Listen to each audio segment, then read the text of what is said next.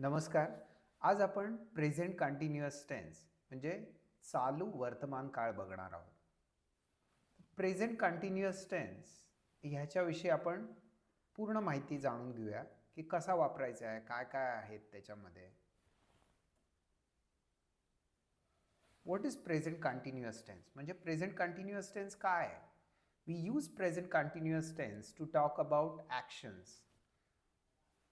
आत्ता किंवा सध्या चालू असलेल्या कृतींबद्दल आपल्याला बोलण्यासाठी चालू वर्तमान काळ म्हणजे प्रेझेंट कंटिन्युअस टेन्स आपण वापरतो.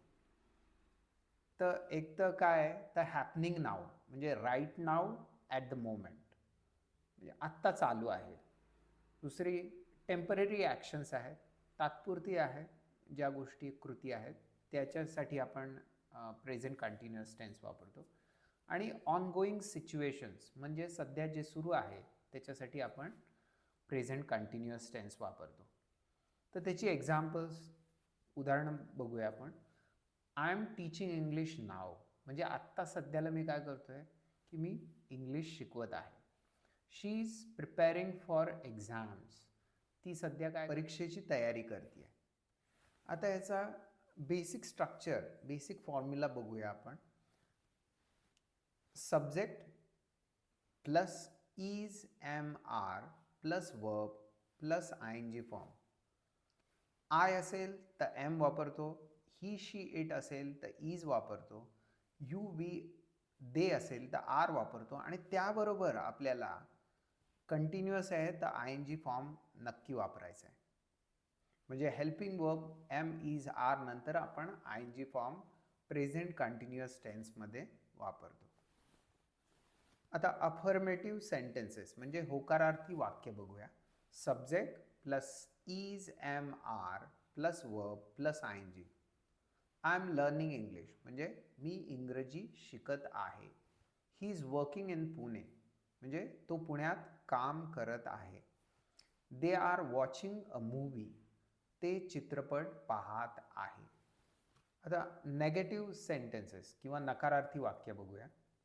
तर त्या नकारार्थी वाक्यामध्ये subject plus is am are plus not plus verb plus I N G म्हणजे काय. तर एक्झाम्पल बघूया. I am not using my phone म्हणजे मी माझा फोन वापरत नाही आहे. She is not coming today ती आज येत नाही आहे. We are not playing outside आम्ही बाहेर खेळत नाही आहे. शॉर्टकट काय आहे, तर इज नॉटच्या ऐवजी इजंट पण वापरू शकतो आणि आर नॉट असेल तर आरंट वापरू शकतो. एक्झाम्पल बघूया. शी इज नॉट कमिंग टुडेच्या ऐवजी she isn't coming today. We are not playing आउटसाइडच्या ऐवजी वी आरंट प्लेइंग आउटसाइड. आता इंटरॉगेटिव्ह सेंटेन्सेस म्हणजे प्रश्नार्थक वाक्य बघूया. इज किंवा एम किंवा are plus subject plus verb plus I N G plus question mark. Are you listening to me म्हणजे तू मला ऐकत आहेस का. Is he preparing for the interview तो मुलाखतीसाठी तयारी करत आहे का. एम आय स्पीकिंग फास्ट मी जलद बोलत आहे का. तर हेल्पिंग वर्बच्या पुढे आपण प्रश्न तयार करतोय इंटरॉगेटिव्हमध्ये. आता WH क्वेश्चन्स म्हणजे माहिती विचारणारे प्रश्न असतील तर WH वर्ड प्लस इज किंवा एम किंवा are plus subject plus verb plus I N G. Example. What are you doing म्हणजे तू काय करत आहेस. वाय इज शी क्राईंग ती का रडत आहे. वेअर आर दे गोईंग ते कुठे जात आहेत. हाऊ एम आय डुईंग मी कसं करत आहे. आता वर्ब बरोबर आय एन जी वापरताना काय काळजी घ्यायची खूप महत्त्वाचं आहे. इथे लक्ष द्या. नॉर्मल जर वर्ब असेल प्ले रीड तर फक्त आय एन जी वापरतो आहे. Play playing, read reading. आता ई जर सायलेंट असेल राईटमध्ये ई सायलेंट असेल तर ई रिमूव्ह करून आपण आय एन जी जोडतो. फॉर एक्झाम्पल राईटचं तिथे ई राईटे नाही म्हणत आपण राईट म्हणतो. तो ई जरा सायलेंट आहे. तो ई सायलेंट आहे त्यामुळे आपण काय करतो आहे रायटिंग वापरतो आहे. सायलेंट म्हणजे त्याचा उच्चार होत नाही आहे. मेकचं मेकिंग होतं आहे. आता वन वॉवेल असेल आणि वन कॉन्सोनंट. वॉवेल म्हणजे काय, तर ए ई आय ओ उ असे स्वर असतात. जेव्हा आवाज येतो ए ई आय ओ उ त्याला वॉवेल म्हणतात आणि ते सोडून असणारे कॉन्सोनंट. तर one vowel plus one consonant असेल तर डबल कॉन्सोनंट होतं. म्हणजे काय, तर रनचं डबल एन होतंय, रनिंग. सिटचं सिटिंग, तो टी डबल झाला, एन डबल झाला, हे लक्षात ठेवा. सर्वसाधारणतः आपण वापरतो हे शब्द.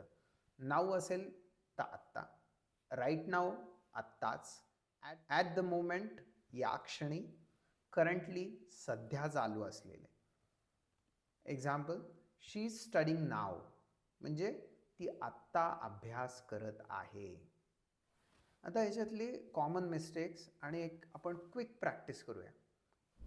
कॉमन मिस्टेक्स काय, तर आय एम प्लेइंग, इथे एम नाही वापरला, आय प्लेइंग क्रिकेट असं नाही म्हणत.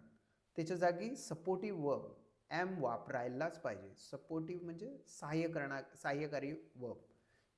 आय ॲम प्लेइंग क्रिकेट, नुसतं आय प्लेइंग क्रिकेट नाही चालणार.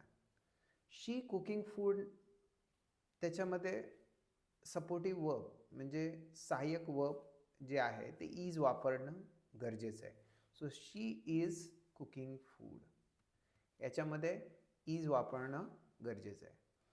आता तुम्ही प्रयत्न करा. याच्यामध्ये 3 वाक्य दिलेली आहेत.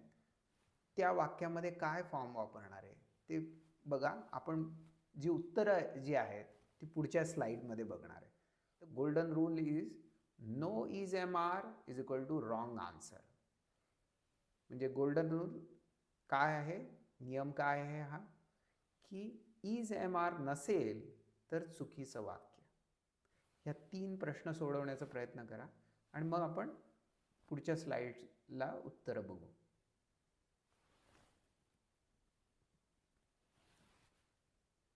तर इथे काय लागतं, she supportive verb is, she is रीडचं रीडिंग होतं, she is reading a book.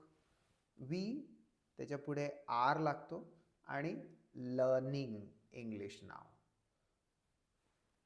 जेव्हा आपण प्रश्न बनवतोय तर are you watching T V, यूसाठी आपण आर वापरतो ना, तर are you watching T V, वॉचचं वॉचिंग होतं. Remember to use the correct helping verb is am are with the I N G form of the verb. म्हणजे I N G फॉर्मचा जो वर्ब आहे त्याच्याबरोबर इज एम आर, जसं subject असेल, subject काय, I he she it you you we they, त्याच्याप्रमाणे आपण ह्याच्यामध्ये इज वापरायचं का एम वापरायचं का आर वापरायचं ते ठरवणार आहोत. मला आशा आहे की तुम्हाला हा व्हिडिओ नक्की समजला असेल. समजला असेल तर ती क्विज आहे ती सोडवा पहिले आणि तुम्हाला किती समजलं आहे ते बघा. आणि जर काही तुमचे प्रश्न, काही शंका असतील तर कमेंटमध्ये विचारायला विसरू नका. पुन्हा भेटूया पुढच्या व्हिडिओमध्ये. तोपर्यंत नमस्कार, बाय.